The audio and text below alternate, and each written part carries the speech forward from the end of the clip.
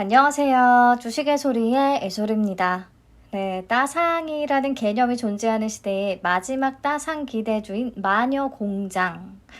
앞으로 따상 수익률인 공모가 대비 160%를 찍을 일이 없다는 게 아니라 시초가 더블, 그 이후의 상한가, 요런 개념은 좀 사라질 것이기 때문에 그런 의미에서 마지막이라는 단어를 붙인 거라는 거 다시 한번 말씀을 드리겠고요. 아무튼 상장의 체크 포인트 같이 살펴보도록 하겠습니다.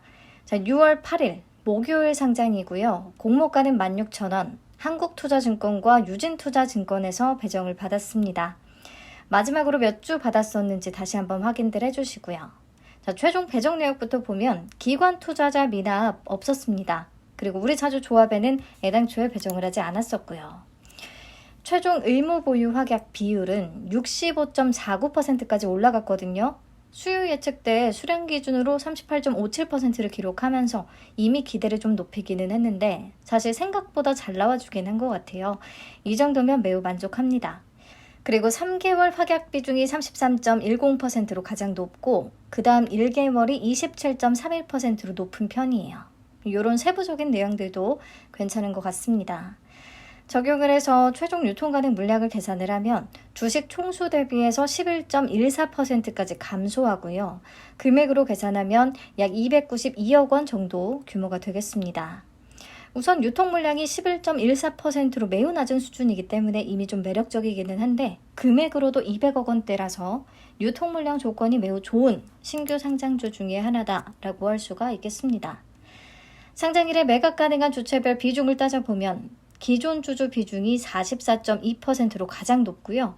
그 다음이 우리들, 일반 청약자가 27.42% 정도를 차지하게 돼요. 그 다음이 국내 기관, 그 다음 외국 기관 순서입니다.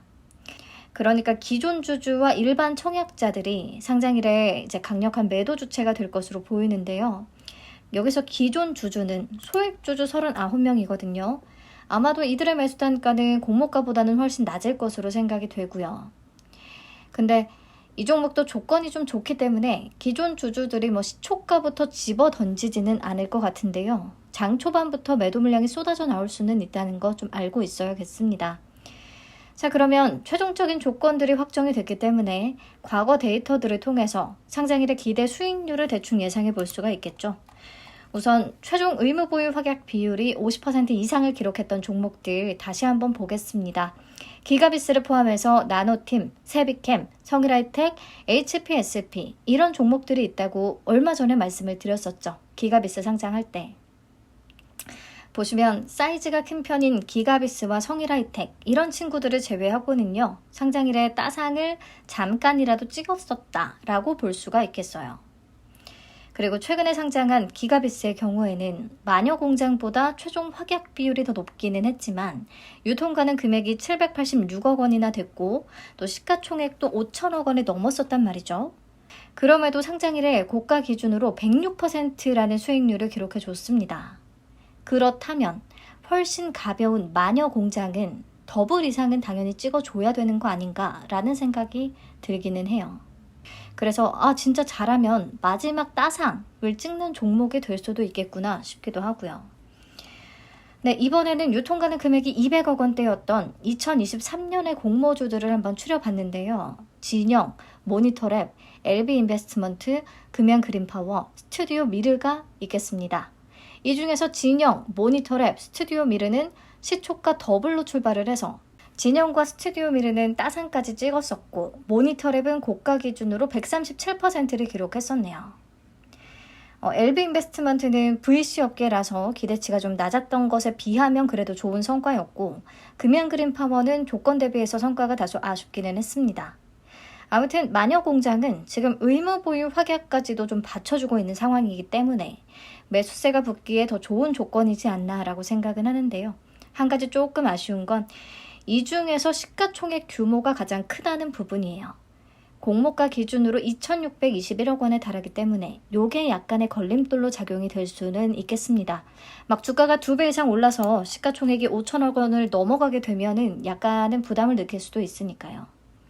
아무튼 최근에 진영이나 모니터랩이 그랬던 것처럼 가벼움이 강력한 좀 무기가 돼서 시초가 더블로 출발만 가능하다면 충분히 기대 이상의 100% 이상의 수익률을 올릴 수 있지 않을까 생각은 하고 있습니다. 그리고 이전 영상에서도 얘기를 했었는데 최근 케이스들을 보시면요. 진영이나 모니터랩처럼 유통시총이 200억 원대로 확실히 가벼운 경우에는 시초가부터 더블을 찍고 출발하는 모습을 이제 보여주고 있는데 그렇지 않고 약간은 애매하다 싶으면 시초가는 공모가 대비해서 한 60% 정도 오른 수준에서 출발하는 경향이 있더라고요. 그래서 출발해서 또 밀렸다가 다시 올라가는 그런 추세를 보이고 있는데 마녀 공장은 아무래도 가볍기 때문에 진영이나 모니터랩 같은 흐름이 나타날 가능성이 더 높다고 보고 있고요. 정말 이 마지막 따상 기대주가 돼주기를 간절히 바라고 있습니다. 아무튼 시초가가 더블로 출발을 하게 된다면 따상이든 그 아래에서든 만족하는 선에서는 바로 매도할 예정이고 혹시나 시초가가 한 25,000원 선, 그러니까 한 60%대 25,000원 선에서 출발을 한다면 잠시 조금 기다렸다가 매도를 할 것 같습니다. 더 공격적으로는 추가 매수를 진행해 볼 수도 있을 것 같고요. 이거는 뭐 저의 전략이니까 참고만 하시고 그냥 이런저런 고민 없이 오랜만에 따상 가격에 딱 매도를 할 수 있었으면 좋겠네요. 그리고 진영이 상장일에 오류가 발생했었기 때문에 마녀공장도 타사 대체 출고를 생각하고 계시는 분들이 많을 텐데요. 우선 유진투자증권은 유진스펙 7호의 상장일에 오류가 발생한 사례가 있었습니다. 그 당시에 청약 건수는 86,553건 정도였어요. 보니까 마이너 증권사들은요, 8만 건이 넘어가면 보통 오류가 발생하는 것 같네요. 아무튼 유진투자증권의 타사대체 출고 수수료도 5,000원이나 부과가 되거든요. 그렇다면 어떻게 하는 게 좋을까? 우선은 비슷하게 청약 건수가 한 3만 건 정도가 들어왔던 유진스펙 8호 때에는 다행히 오류가 없었기 때문에 마녀공장도 그냥 유진해서 매도해 볼 수는 있겠습니다. 근데 나는 꽤 많은 수량을 받았고 5,000원을 내더라도 오류에 대한 신경을 좀 덜 쓰고 싶다 하는 분들은 당일 오전 8시에 타사대체 진행을 하시면 되겠고요. 그리고 한국투자증권도 마찬가지로 서버가 안정적이지는 않습니다. 과거에 불안했던 사례가 꽤 많았거든요. 근데 다행히 한투는 타사대체 수수료가 2,000원 부과되거든요. 그래서 유진보다는 비교적 비용적인 부담은 조금 덜하겠고요. 예를 들어서 나는 5주를 배정을 받았다. 그러면 오류에 대한 불안감을 없애는 대신에 주당 400원씩 낮은 가격에 팔겠거니 이렇게 생각하는 게 마음이 더 편하다면 타사 대체를 하시면 되겠고 이 비용조차도 너무 아깝다 싶으면 그냥 한투에서 매도를 하는 거고요. 상장 당일에는 어떤 일이 발생할지 전혀 알 수가 없기 때문에 정답은 없습니다. 아무튼 화면 녹화하시는 건 필수고요. 좀 고민을 해보시고 각자가 마음 가는 대로 하시면 될 것 같아요. 네, 이번 주에는 마녀공장 잘 팔면서 마무리하시면 되겠습니다. 기분 좋게. 네, 시청해주셔서 감사합니다.